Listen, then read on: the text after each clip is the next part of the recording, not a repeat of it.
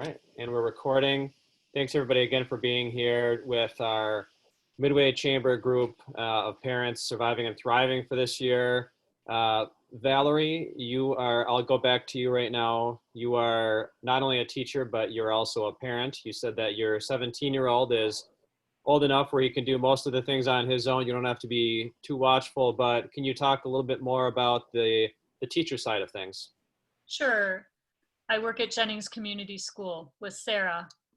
So it's very different at Jennings, how we actually do school overall. So we have some advantages, but I would say that as a teacher and as a parent of a student in this, one of the biggest strengths or most impactful distance learning, I think, activities that kids need is just like connection in a social emotional way where you just have conversations with your classmates and conversations with your teachers so that you feel a little more connected than the screen makes you feel, So for example, I made it an assignment and worth credit for students to jump into a Zoom today. It was on their daily slide. It was an assignment, but I just made it open-ended, what is it what's on your mind, what's on your heart? So we started talking and the conversation just lent itself to natural, deep, rich conversation about what's been going on in the city in the summer and just kind of the history of, racism. And we talked about all kinds of things, and it just one thing after another. I shared my screen and I just followed the students' lead on what was on their minds. And one actually shared that his brother had been the victim of, an incident that I learned about at a Black Lives Rally protest this past weekend or a march. And I was just shocked. So, those kinds of things come out when you're just visiting with students about their lives, and it doesn't have to be that kind of an intense experience. But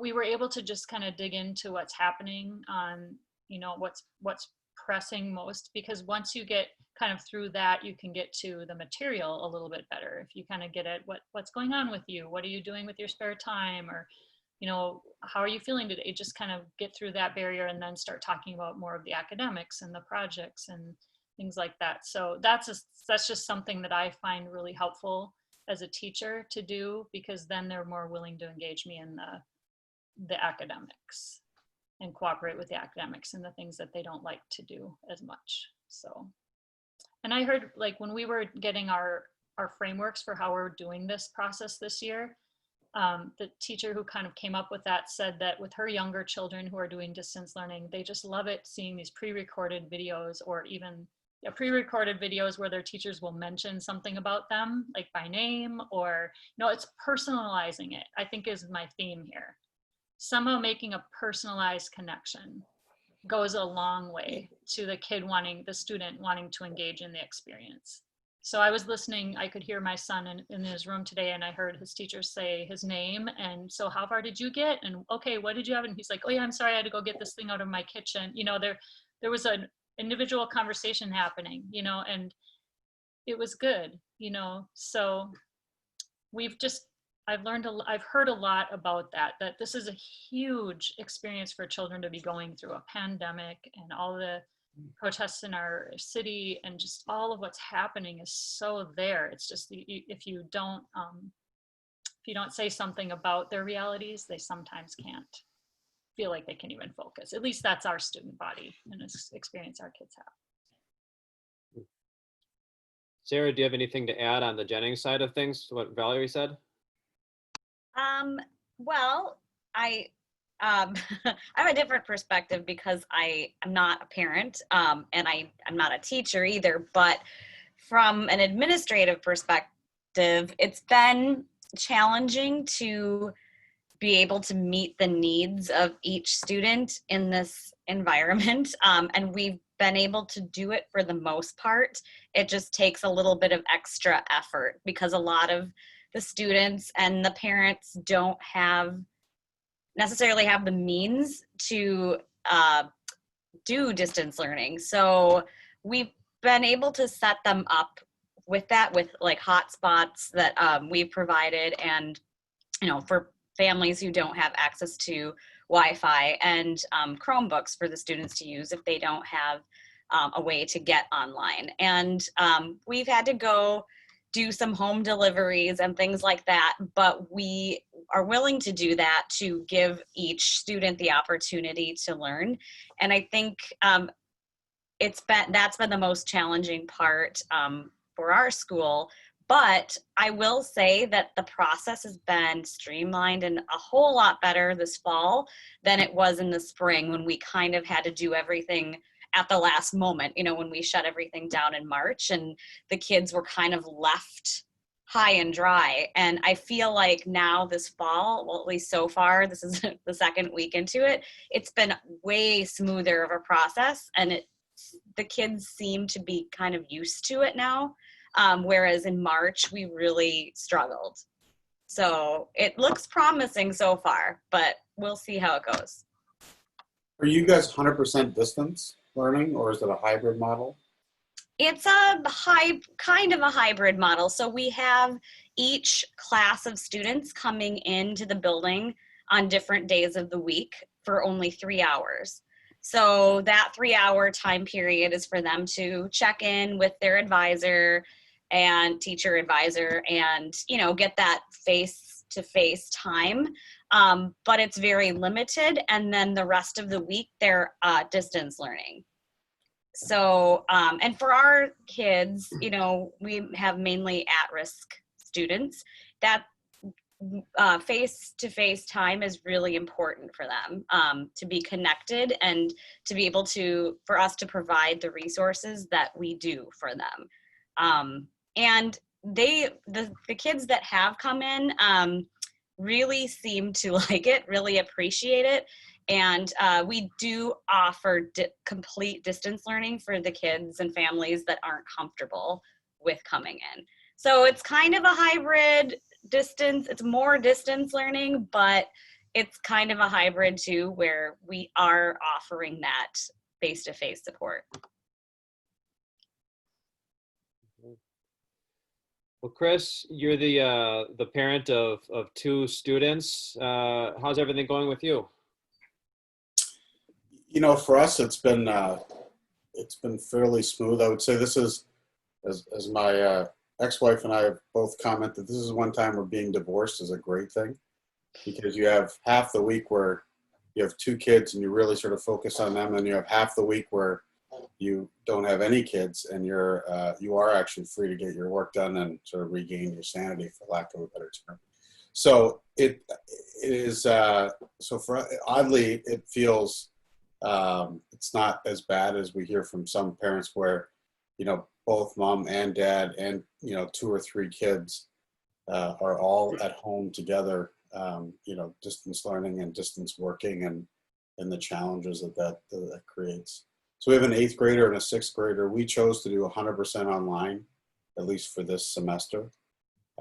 And a lot of that for us was just we were thinking at some point the schools are probably going to shut down. So, we have a routine that'll be set up, and we know that'll be the routine and the schedule from now to the end of December, and then we can reevaluate at that point.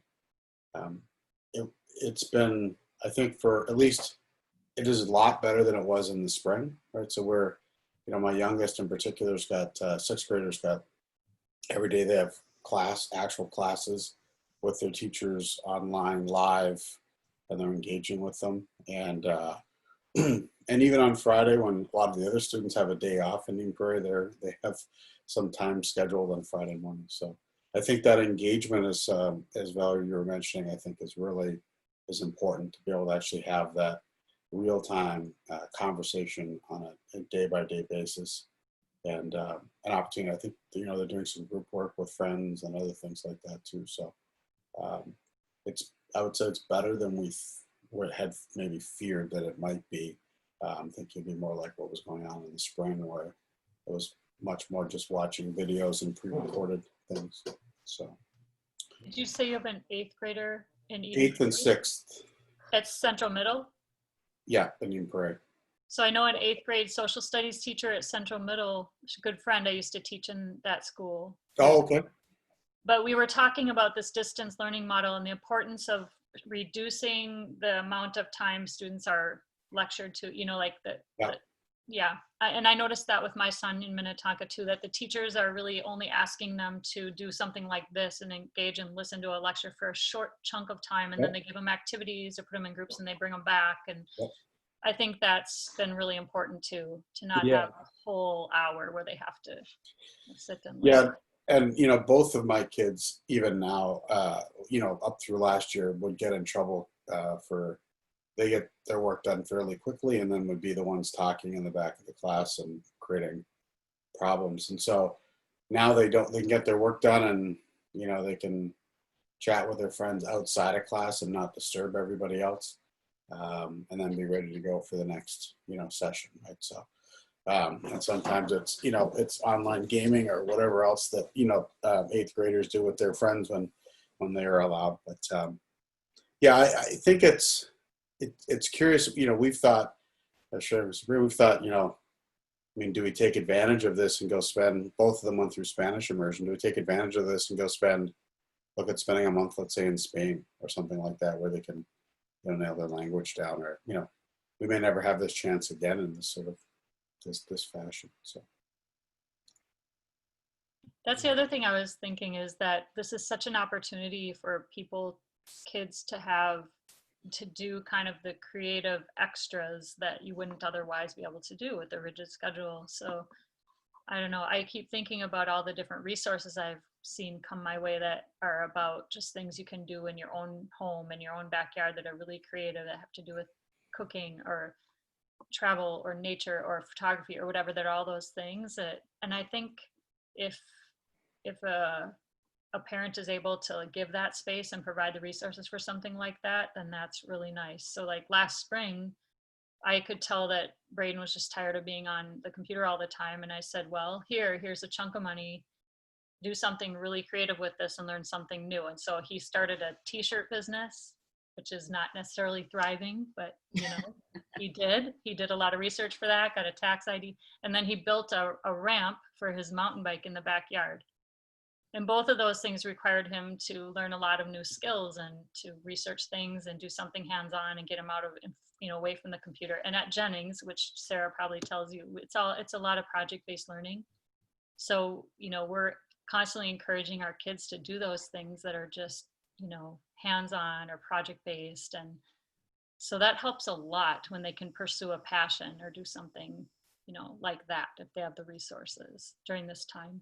And then I keep thinking about Tara Westover, that educated book.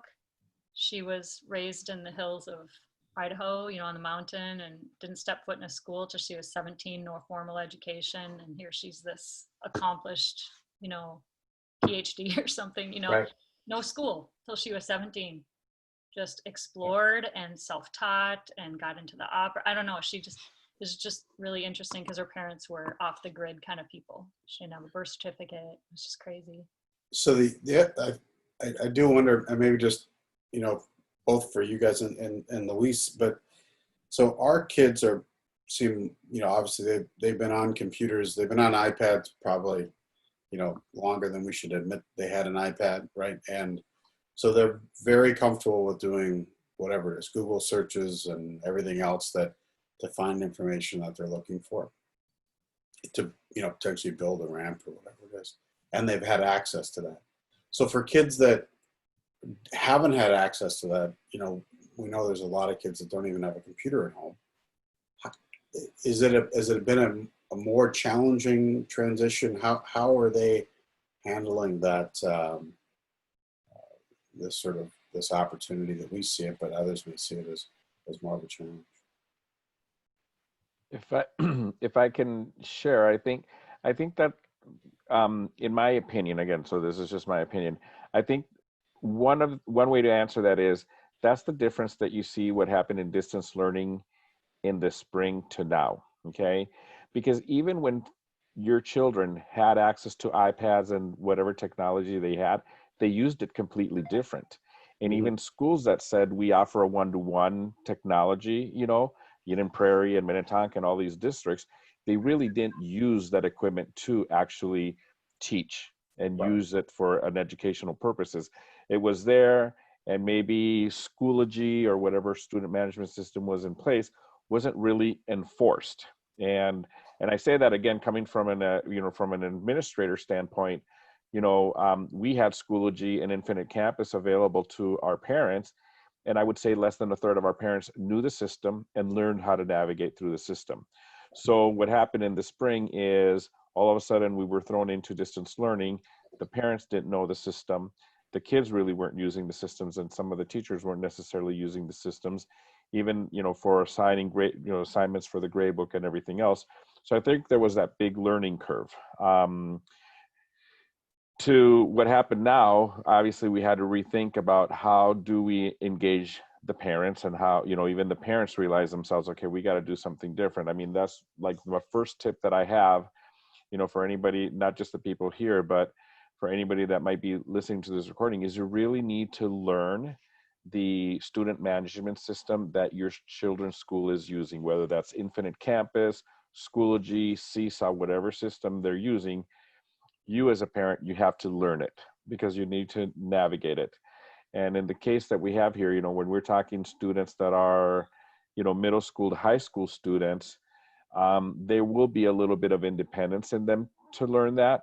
But if you have a K-5, even, third, fourth, and fifth graders that might be able to navigate it, they're not going to have the discipline to go online and actually do it. And I think that's where the struggle comes from a parent's perspective, to saying, I'm constantly being interrupted. And this is a challenge, and it goes back to, some of the parents that I worked with last spring from Minneapolis. 50% of the Minneapolis school district students did not have a technology at home. Have they solved that now? Have they got computers for everybody? No, not everybody has it. As a matter of fact, I have been working with PC for People. In the spring, they got a grant for $500 where families could get a refurbished computer for only $20. And I've been trying to connect. Even today, I still connected 2 families with 2 PCs because they still didn't have it. One was still not provided to them. So there's still that challenge out there. But so, that, like I said, the first thing is make sure that as a parent, you understand, because then you truly know what the assignments are, the schedule. More and more teachers are doing, what Valerie and Sara said, is that you're no longer, it's not about giving a dialogue where it's mostly teacher led and the students are listening. They're trying to do more mini lessons or shorter lessons to make sure that the students are engaged. So that's my 2 take on your question. Yeah, that's a good point you made about the parents not necessarily having the technology or the know-how to connect. I've also noticed that that's been a big hurdle, trying to get the kids connected and going with distance learning, is that I've spoken to several parents who don't understand how to enroll online and how to download documents, and it's been a I mean, I've had to actually walk through procedures with parents specifically, and sometimes it's even like having health insurance to, they're worried about their kids, getting COVID tests, and they don't know how to do that. And so, we've always been a big resource, like a center for resources for our students and their families. And it's been way more difficult now, because before they could just come to the school, show up whenever they wanted and ask for help, and we could sit down with them. But now, we're trying to limit the traffic in and out of the building, and some of the parents don't feel comfortable leaving the house, or they can't leave the house. So it's been that's been a big challenge, is trying to make sure that the parents have the, what they need for their kids to succeed. And a lot of them don't understand how to use technology like their kids do. So I've been trying to been relying on the kids to do some of this that normally I would ask of the parents. So, are there any classes? So, let's say in Somali or in Spanish for parents that, are in that example you used, Elise, of, they themselves have a first, second grade education, and now they're being the parent of a distance learning child. Is there any things that are just give them some basics to help them think about what they should be doing or could be doing? That the programs that exist out there aren't out there, but that is what Soy Lector has been basically doing, is we have a language focused parent engagement and early literacy program. So for example, with Duxie Academy, that's in all Somali schools, we actually would teach a group of parents the early literacy skills of their alphabet and everything, which actually they use the Latin alphabet, so they match 82% to the US alphabet, and they actually have 82% of the same phonemic sounds. So with those parents, especially the parents of kindergartners, we have a program that helps the parent connect to that education, but they don't have it. But it's not out there, because again, I know I'm recorded, but I'm going to go on record. Minnesota does not necessarily value the language and the multilingualism that our students come with. And that's why we have the biggest achievement gap, in the country. And EL learners, come in and they actually struggle because, again, the answer is assimilation, not necessarily value the language that you have and figure how to make the connection at school with the language that you come in. So that is a big challenge for the younger kids, and part of, what we're trying to do in Open a Center is what I was telling Chad before we even started this is we're trying to open 3 satellite locations where parents will be able to come in and say, I don't know what to do. Because believe it or not, maybe Jennings Schools is opening the doors or very limited access to parents, but pretty much every single elementary, middle school, and high school that is a public school that is in a hybrid model, they're saying we're only going to allow our teachers and our staff to come in. So even if those parents wanted help, they don't have somewhere to go, and then you hear about all these pods that are coming up of community pods. Well, again, our low socioeconomic status families, or where you have working adults, they don't have those abilities to do so. So that's kind of why we're trying to do this, where we will be at least from 8 to 2. And since the parents are home doing distance learning, they might be able to then drive to one of our locations and get assistance, for the systems they don't understand. But truthfully, I believe this should be a service that the district should be providing, because they all know that difficulty exists out there. But again, that's more resources, and did they plan properly, or are they well prepared to do that, to train the parents now? And it feels there needs to be a sense of urgency around finding a solution to that, right? So, if it takes us 4 months before we start figuring out how to help the parents, we've lost a semester.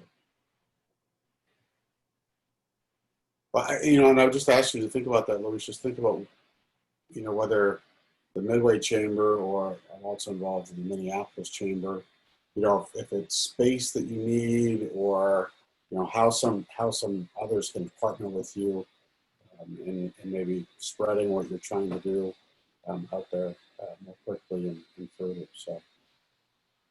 Yeah, I'll take any help that I can, because again, because my biggest background is indeed, the whole education component, but how to grow this, how to develop, and how to make this available. I was telling Chad that I am trying to find a spot near the Midway that we can actually use, so that we can, at least 3 times a week or 2 times a week and one evening, we can be there for parents to, come in. Obviously, we got to comply with all the COVID and social things. But I would be glad to have further conversations. I will try to write an article to have Chad publish it, to see, once we have everything finalized, what we're doing. Like, for example, right now, because we go from spot to spot, I'm trying to finalize the procurement of at least 2 hotspots, so that wherever we go, we'll have Wi-Fi, because that is still indeed an issue with families, So we're basically saying, if you don't have a Wi-Fi at home, come for an hour to where we are and use our Wi-Fi, because the libraries aren't even open for kids to go to libraries and use them, use their computers and their Wi-Fi there. So we're trying to find space enough where we could have, 6 or 7 families with distance learning, and it's not always easy. But I would welcome any help, any ideas, any recommendations that you guys have, because I would love to have a location there in the Midway.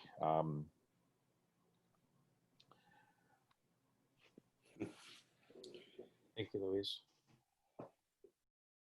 Sabrina, you mentioned earlier that you don't have other family that's living around here. You're originally from Florida and other places.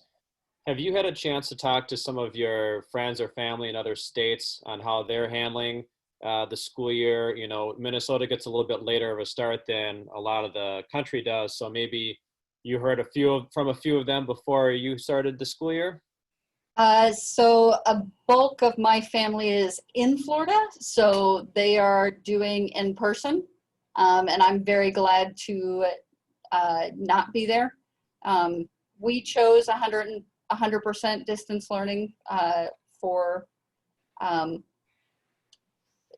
just for safety reasons, and the idea, similar to Chris, of feeling like once flu season comes, we might all be distance anyway, and then the uncertainty of when that would happen and what it would look like. I think it's particularly challenging when you have 2 preteens and you can't give them anything in this year. We had all sorts of things canceled all at the last minute, like I'm sure many families did. It just felt like the one thing we could give them this fall was some certainty. So the certainty of the distance learning schedule was something we could give them. So in terms of what other families are doing, it was distance, they're in person. One observation I was sharing with Chris that my older daughter shared with me, so our district, you had a choice to either be 100% distance or on the dial. And originally it felt like everybody we were talking to was distance learning. And what that ended up looking like was the students that are in the gifted and talented are largely 100% distance. But the students that are not in the gifted and talented are more on the dial, because my older daughter is in 8th grade and she complained that all of her other friends are not online. And unlike Chris, we've had a very different experience. Out of 2 weeks of school, they have only had 1 Zoom session that was 20 minutes long, that ironically enough, they missed because it was at 7:50 in the morning after a big swim meet that they had. So they haven't had any real connection with their teachers or fellow classmates yet. So I'm hoping that is still coming. I'm hoping that this is more of a case of they're still trying to figure this stuff out. For us right now, the saving grace, honestly, is the fact that they're both on the swim team. And so they are getting daily contact with their swim team. I never thought I would say this, because if you've been involved with high schoolers in a sport, it's pretty intense. For them, it's 6 days a week of practice. But right now I'm wishing that swim team lasted till January, because they need that interaction, and I'm not looking forward to that being done. Sabrina, you mentioned that I think Valerie or Sarah might have brought it up, the word connection again. The other big thing that, again, for the parents that are going to be potentially listening to this, creating, this concept of pods or groups where the friends themselves are creating social groups, not separate from FaceTime or Instagram or whatever it is, but really within their own classmates, forming groups, trying to figure, that connection, those social emotional components.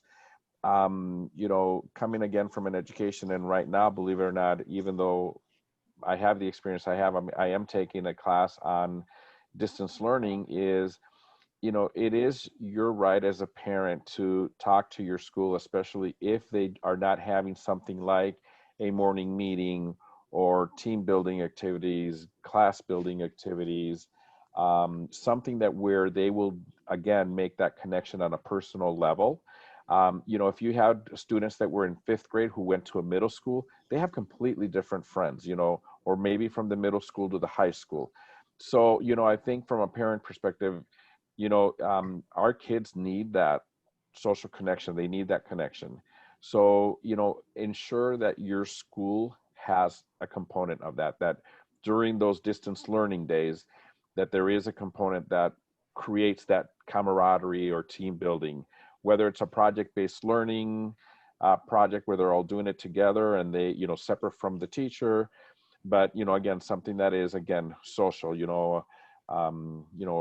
having a 4 corners activity, or just, again, if you look at, I don't know if you've ever seen the psychological evaluations of how you eat an Oreo cookie, but, putting that out there and having interactive presentations from your teachers to where students, as they're online, they can answer their own answers right there and see their results. I think that's a big component, because whether or not the dial goes one way or the other, eventually, if everything improves, these are some of the friends that they will have next year when they are in person. And so that making those connections and maintaining them are important.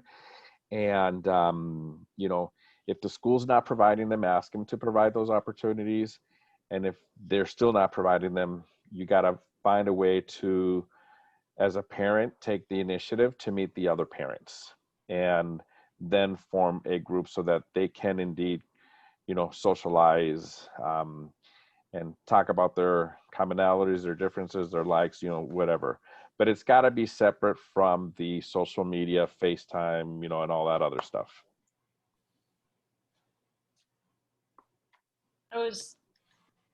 For what it's worth, in terms of school design, but there were 7 different models apparently presented to the Minnetonka School Board for them to decide which model they were going to choose this fall.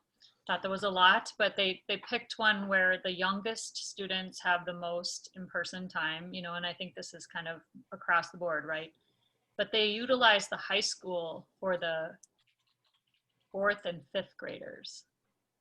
So they took the high school space and made it a space available to those who need more in-person time. And I thought that was really smart. I'm not sure what other districts are doing, but I liked that idea. And then the idea of pods or groups, some sort of it makes me wonder when I hear about there being so many students without technology, that's just crazy. Like if there would be a way for the students without the technology to get the space, the in-person space over those who have the technology at home, I don't know. I'm sure there's equity issues all over the place with that, but just in terms of people having that opportunity to learn, if they don't have a piece of technology, that just feels so wrong, and I don't know what the answer to that is. And then I have another friend who, she's, at home raising her kids, but taught at Jennings for 9 years. Sarah knows her, and she's got an experiential learning depot website, and she puts out all these resources, and she's a really connected mom. And what's happening in her community is all these parents are making those pods and paying people to teach their kids, but they're doing those little learning pods too. So, to Luisa's point about however you can get your child, your student or your child, or however people can do that to get that person, number one, technology, or number two, a space where they're with others, whether that's in a building or with, in a small pod or a neighborhood group. I watched the neighbors here, they all have young kids, and one neighbor did kind of like the jungle gym in the front yard, and the kids go and use that. And another neighbor did, so they find their ways to just get their kids around. It's different in the city, I'm sure, and the spaces are different and limited, but I don't know if that's been helpful, but I was just really struck by the use of space out here and how they chose to get the younger kids into the buildings. And that's important because, like Sabrina said, you chose distance learning from a safety concern, right? When we look at socioeconomic class, some of our parents had no option but to go with hybrid, even though they were concerned about sending their kids to school. I'm all for the pods, but again, there you see again the disparities and inequities because these are the parents that can pay a tutor. I mean, I've had teachers that says, you know what, I'm not going to go and teach because right now I can make just as much money tutoring, and I'm just doing tutoring via Zoom, and it's not there, and you believe it or not, I'm battling with my wife who's saying, what do you mean you're going to be opening 2 centers and trying to open a 3rd to create more contact with families and everything else out there? It's like, well, if we don't do this, they're really left out there, to do that. But I think when you build your community, something that would be positive, again, it doesn't always necessarily need to be about this, but this is where parents themselves can support each other. Chris, those parents that don't have the education, they might have the ability to then speak with another parent who does have the education and then can understand the concept. So even from a parent's perspective, if you build those pods for yourself, it's just a good support, emotional support, so that that other parents are going through the same thing as you are, but now you have another sounding board, and that goes, right now, if you have teenagers, they're going to tell you, I've done the assignment, get off my back. And this is the time when you actually have to be mostly on their backs to make sure that they're doing their assignments. And as difficult as it might be, an advice to a parent is always understand what assignments are out there and what they got to do and stay on top of it. And understand that and create that space as small as your house can be, make sure that everybody has a space, because if you have a really young child between 1-year-old and 4-year-old that's not in school, and now you have a teenager or a 10-year-old trying to do homework, and they don't have quiet time, separate time, a place to study, it's really hard for them to do their work. So again, an advice to the parents is find the space to create it at home, or a place where you can indeed go and your child can have that quiet time, and make a connection with other parents so that when you don't understand the content, you might have another resource to ask. So one of the things and this is anecdotally, I notice here is that the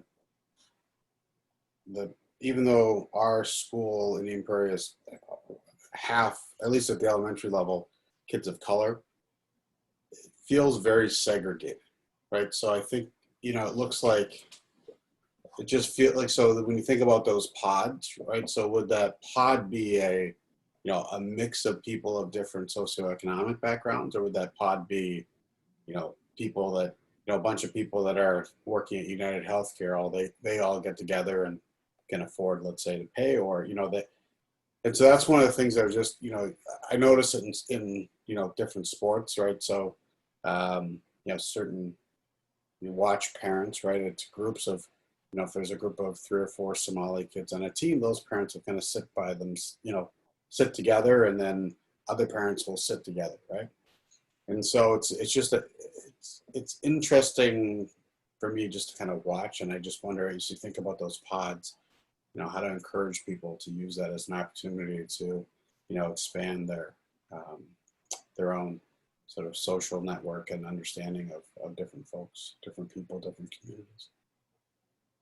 Get outside the comfort zone, for that. What you just said, Chris, made me think of something that I haven't seen out there, but in the articles that I read, again, it's sad to say, but those pods are indeed creating sometimes segregation, and those disparities. But something that I just thought of, have you ever gone right now recently, like if you go to HP, Hewlett Packard, and they don't provide sometimes a helpline. They create the board of experts that have fixed their own problems and everything else. I wonder if districts could go out there and create a website or a means by where parents can say, okay, you know what, who understands what the Pythagorean theorem is, and please explain it to me in simple terms, right? And then maybe parents can go to those and answer the, the question, I see that it's kind of like, that's when I try to fix my own cars. I search, how do you replace the battery on da da da? And then you see all these people that have asked the same question, and then you see all these answers. I wonder if more districts could do things like that, to where you create a portal. Obviously you got to have a server and the equipment to create it, but then parents could go in there, say, hey, I need help with this because I don't know how to explain it to my kid. The teacher's already explained it. They're still not getting it. Can anybody help with this? And other parents can participate. And, I think that would be a great idea, so that there's another resource for parents. One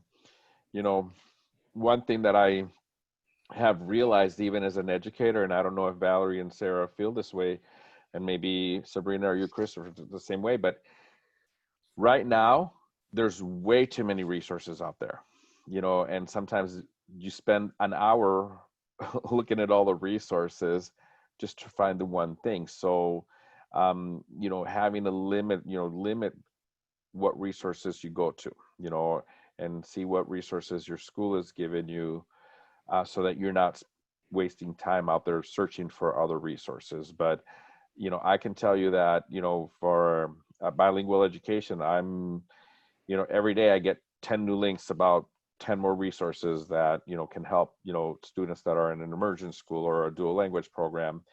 And it's quite overwhelming that, you get too much information. It's information overload.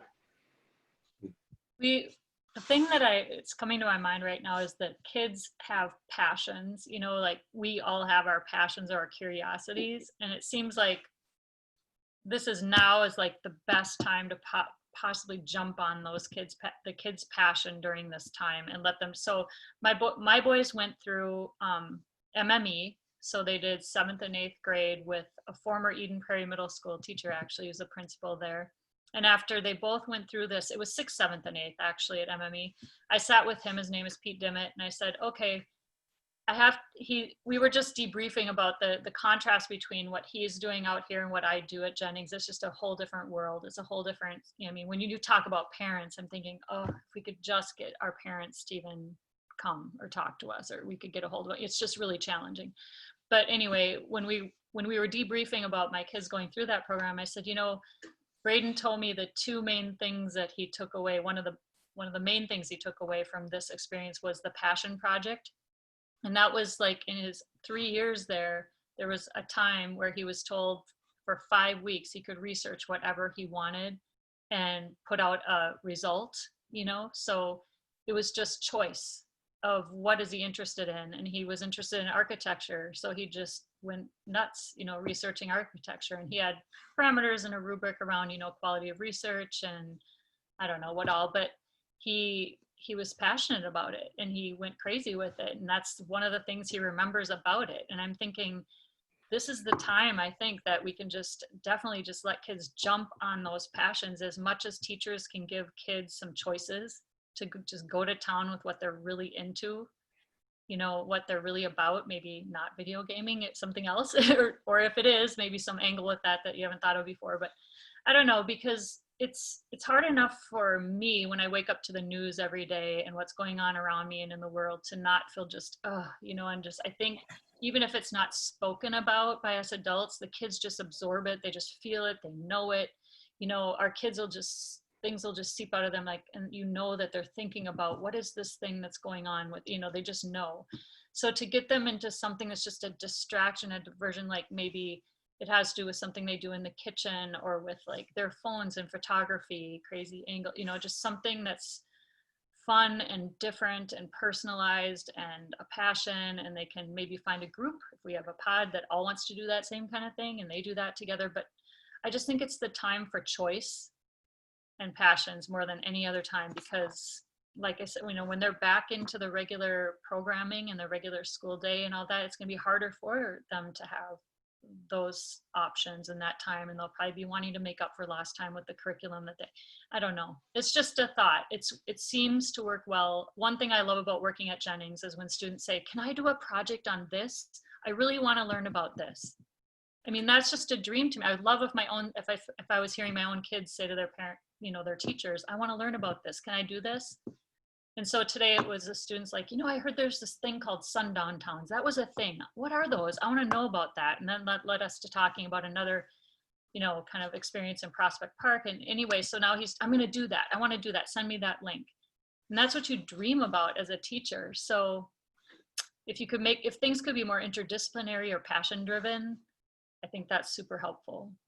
I think we need a new emergency executive order that is a state standard where they can have the ability to do a cross-disciplinary project. I remember this spring, I actually emailed my older daughter's English teacher and pleaded with him to give the students some sort of project that could just give them choice.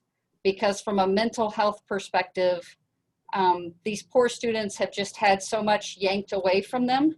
And if they could just have just some piece of choice, right? Us adults, it's different. We know that life will not always be this way. I'm not going to guess everybody's ages on the Zoom, but we know that this is not how life is. But when you think about an 8-year-old, a 10-year-old, a 13-year-old, their life experience is much shorter. So if we can give them the opportunity to follow a passion and do something. Right now, my older daughter has decided that she wants to learn Japanese because she is very into anime.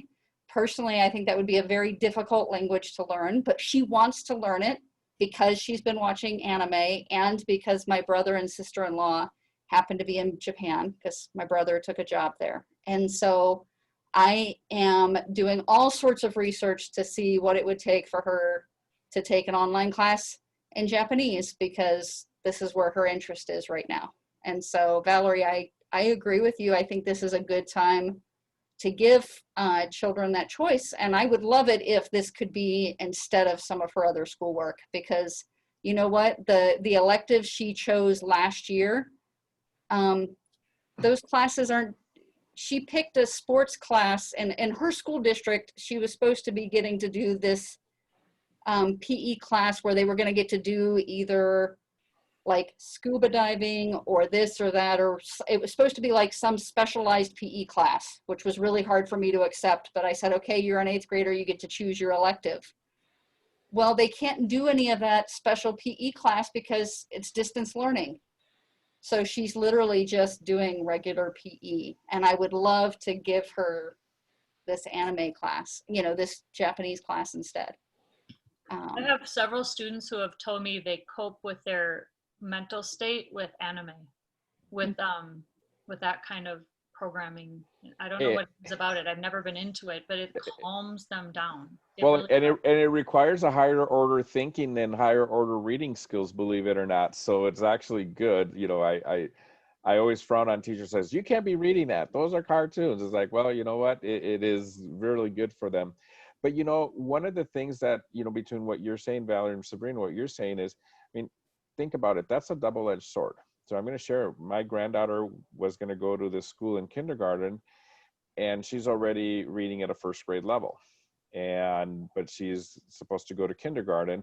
And I know had the year been normal, the teacher would have found a way to differentiate the instruction while they're in school, making groups that are at grade level, below grade level.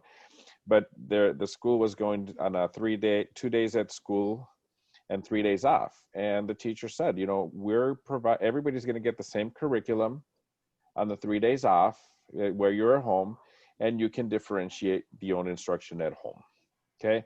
So again, I would imagine if I say, okay, Valerie, you got to, at a high school level, it might be a little bit different because you have this, but imagine 25 4th graders, which the teachers still have that same load in elementary school. They're still having 25 students.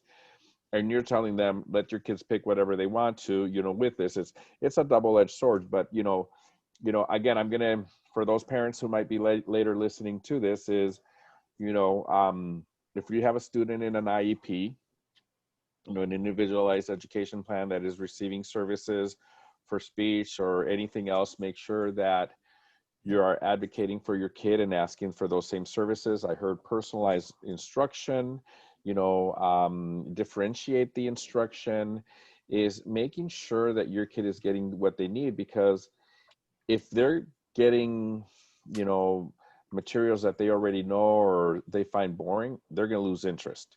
So here comes that component of, okay, well, you might be, let's do this, but pick a topic that is of interest, so that the children can, still be doing the same thing. Maybe they're doing a summary, but they're doing a summary of something else, that is of interest to them.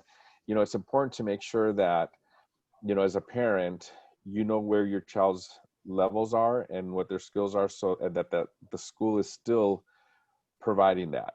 So if you feel as a parent that your school is giving them the cookie cutter dilemma, advocate for your child so that they can get something that is of interest or differentiated or personalized to their tier or their level.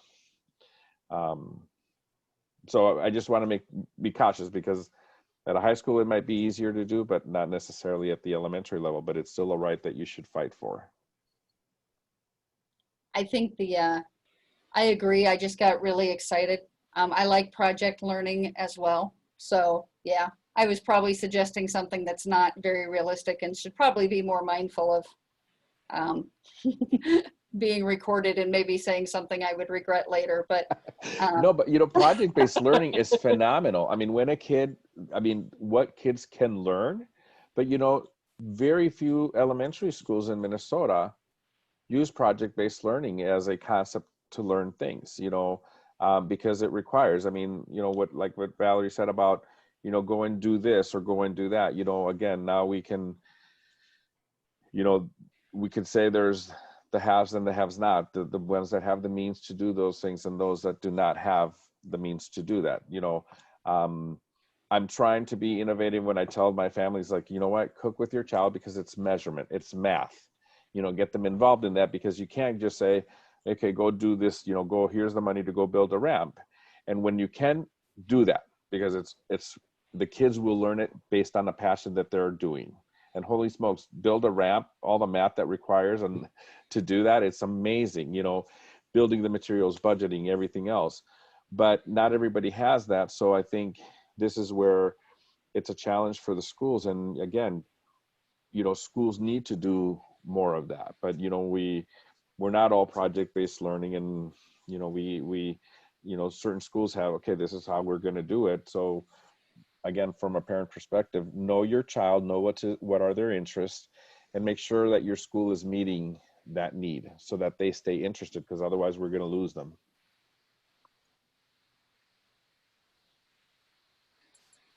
All right, well, we are after 4 o'clock. I think this was a good discussion, and I think we could certainly have more of these, because I think there's just a lot of interesting information, that it's good resources for others. Hearing stuff about project learning. Valerie, you brought up a really good point about this is the time, if we're going to have to deal with a difficult situation, at least you can have opportunities like you mentioned about, they have choices, they can choose different types of learning. So I think that's great, Sabrina, that your daughter is interested in taking Japanese at a time when, she can't get that at school, but she's not going physically to school either. But another thing I could tell from this discussion, Luis, you brought up the achievement gap, and that's an issue that we love to pride ourselves in all the lists that we're near the top of in Minnesota, but that's one that we're unfortunately at the bottom of. And I think there's a real concern during this time that we could expand that even further. And it's not just a problem in Minnesota, that's going to be a problem in every state that's dealing with distance learning and hybrid models and pods and all of these things. So that's something that I think even more so after this conversation today, I'm realizing is a very big issue that we're going to have to deal with. So Luis, I think about organizations like yours and the work that you're doing that's going to be so important in this. And it sounds like you've already adapted some of what you're doing to work a little bit more with what's going on right now in the distance learning. It is. And maybe one more thing is, that I think I heard a little bit about this, is, as a parent, if you're working from home, not only do you got to support your child at school, but you have your work to do. So I think that you need to make sure you let your children know that you must have that uninterrupted time. And, going back to that concept of building community, as an elementary teacher, I always said, ask 3 before me, meaning they had to go ask another classmate about something before they asked me. And maybe implementing something like that at home, have you talked to another classmate about this before you're asking me? Because otherwise the interruptions are constantly there, and you wonder how parents are supposed to do their work during this, because they're working from home. So if as a parent, if you establish a routine saying, when this sign is up, even though the door's not closed, but when this sign is up, you can't ask me anything because I'm in a meeting. Pretend I'm not even here. Or like I said, if they create some friends, a network, you got to ask at least 1 or 2 or 3 of your friends before you ask me for how to do this particular thing. That's the only other thing that I would like to add. Yeah. Does anybody else have anything else they'd like to add before we leave today? Maybe we should think as a chamber how some of the people without kids who might want to be, mentors or tutors, especially now with everything being online, it's even easier than, before, where you would look to go meet with somebody. You could really be anywhere in the metro and help somebody. Sarah, would you hear that? You might be interested in that. I'm sorry, can you repeat that? Well, the idea that some people could become mentors and tutors, in this time, that might be something Jennings could be interested in. Yeah, we are always looking for, volunteers for mentorship. So if you know anybody interested, have them contact me. We can set something up. I know it might be a little difficult because of the virtual thing. In person is always better than, over Zoom. And that's not necessarily, available, but we could try at least to hook them up with a student. I don't know how willing the student will be to get comfortable with somebody if they're not really, if they don't have that in-person interaction. But we can certainly try it, and even if they're just a resource for the kids and their families, that would be really helpful. Yeah, or even just help the parents. How willing would your students at Jennings be to be a mentor to a partner elementary school and elementary kids that are in 1st, 2nd, 3rd grade that need people to help them read, or mentors to read with and do things with? I think some of them would really be interested in that. And yeah, if there's a program, about that we connect, or a resource that we can connect them with, we would certainly be willing to look into that. Yeah, obviously I know that, you, as a high school, they might not have younger brothers. Maybe their younger brothers and sisters are already in middle school, but maybe inquiring within your own student population, which one of them have, younger siblings or cousins or something that are at elementary school, and maybe there's an opportunity for them to become mentors or their to-go person when their younger brothers or cousins or whatever might be stuck. I think that'd be great. We do have students who are interested in working with kids, or I think that's a nice idea. I think it's good for a lot of districts to think about something like that, if it could be coordinated somehow, give them some purpose, something to do. Mm-hmm. Yeah, And I was going to say too, just for the record, like at Jennings, we do project-based learning, but not fully. We also do seminars, we do very guided projects. It's not fully project-based learning, just so you know. But also we don't, I was speaking about my own kid, and I did give him some money to do something, but there are a lot of kids who come up with projects that don't cost much of anything. You can, if you can get a handle on how project-based learning can work without a lot of resources, it can, and it can be really interesting. I think, just that Sarah's Experiential Learning Depot resource, I think, is really a good one because she's packaged up a whole lot of projects, and now she's raising her little ones and she's doing projects with them, and they're interdisciplinary and they're hands-on and they're not all costly and they're super creative, maybe just using sticks and, I mean, so I think it's possible without a lot of resources to do it. It's a different mindset. It's like a shift in mindset. It's like the world is the classroom, and how do you make the world your classroom? So your kid goes outside and is curious. It's a lot about just teaching them to be curious, ask a lot of questions. But I mean, I if think, nothing else, if the kids yeah. could spend all this time just asking every question that comes to their mind, just put it up, just keep track of all the questions about everything and teach them. And I think the key word that you said is guided practice. Many parents out there don't know how to be teachers. They didn't go to school to be teachers. And so, one of the things when we were in our schools is everything that we provided for guided practice within the school for guided reading, guided math, and everything else, we made available to our parents. And the parents that I'm looking to help, I'm helping them that way too, is like you said, but if they don't know what to ask and they don't know what they don't know, they don't know. But if I can say, look, this is the questions you need to ask for your child to be able to solve one-step equations. So as long as you know the questions, you can guide your kid through the process of, solving one-step equations. So I think that's a key word, is that guided practice, guided projects. It's teaching parents how to do that, because not all of them have the skill set to do that. I think the other thing that we need to do is help parents know how to ask for help and where to go for help. And what I mean about that is my husband and I usually lead a small group in our church, and we needed to step back from doing that because there was just no way we could do that this year. There was just no way. We couldn't keep doing it. And so when we stepped up and shared that we felt we couldn't do that with another school year starting in distance learning, thankfully somebody else decided to lead the group. And by being willing to share that, another family said, if you want your daughters to come to our house while we're home working, because we're doing the distance working thing, then you can have a day off. And I didn't take them up on their offer until they asked a second time, and it happened to coincide with a very important business meeting for me. And so because she asked again and it coincided with a really important work meeting, I finally told her yes. And so this last Monday, my kids got to go to her place. She fed them lunch.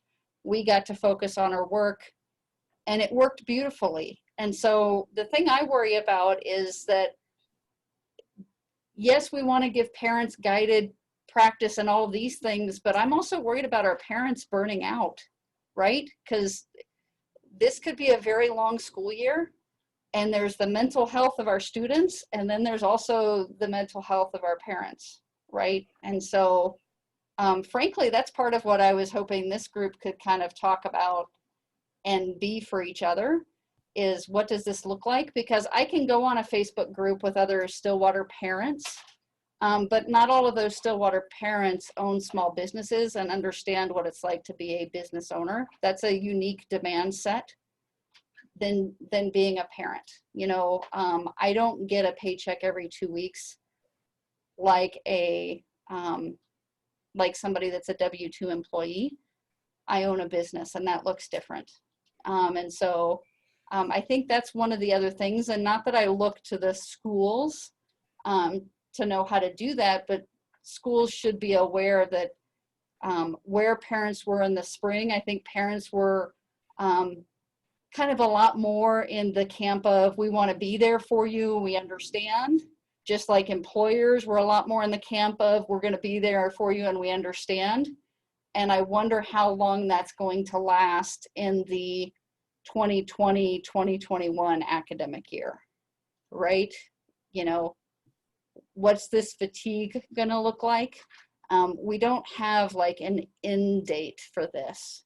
And there's some mental health kind of components to that. So what I would say is I know it's 4:14, maybe this is the topic for next time and some things to kind of think about. Yeah, maybe we can create some sort of a sounding board. Like I said, parents ask the questions, if the districts aren't, could the Midway create a place where you can post questions, and on a weekly basis, we review them, answer them? That would be great.